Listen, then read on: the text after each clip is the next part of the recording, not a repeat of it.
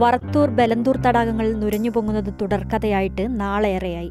തടാക സംരക്ഷണത്തിനായി ഹരിത ട്രിബ്യൂണലും കേന്ദ്ര സർക്കാരുമൊക്കെ ഇടപെടൽ നടത്തി തുടങ്ങി. ഇങ്ങനെയിരിക്കെയാണ് കഴിഞ്ഞ 4 ദിവസമായി ലഭിച്ച വേനൽ മഴയെ തുടർന്ന് തടാകം വീണ്ടും നുരഞ്ഞുപൊങ്ങിയത്.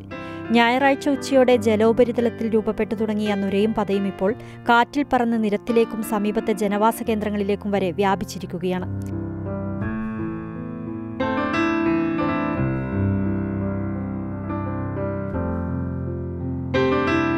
വറത്തൂർ കൊടി വഴി കടന്നുപോകുന്ന വാഹനങ്ങൾക്കും യാത്രക്കാർക്കും വലിയ പ്രശ്നങ്ങളാണ് വിഷാംശമുള്ള പത സൃഷ്ടിക്കുന്നത്.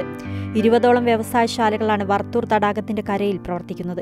ഹരിത ട്രിബ്യൂണലിന്റെ ഇടപെടലിനെ തുടർന്ന് മിക്കതും അടച്ചുപൂട്ടിയിട്ടുണ്ടെങ്കിലും ഇവർ പുറന്തള്ളിയ മാലിന്യം തന്നെയാണ് ഈ അസാധാരണ പ്രതിഭാസത്തിനു കാരണം.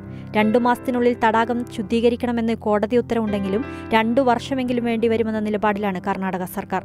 തടാക ശുദ്ധീകരണത്തിന്റെ 1ാം ഘട്ടം ആരംഭിച്ചിട്ടേയുള്ളൂ. മാതൃഭൂമി ന്യൂസ്, ബെംഗളൂരു.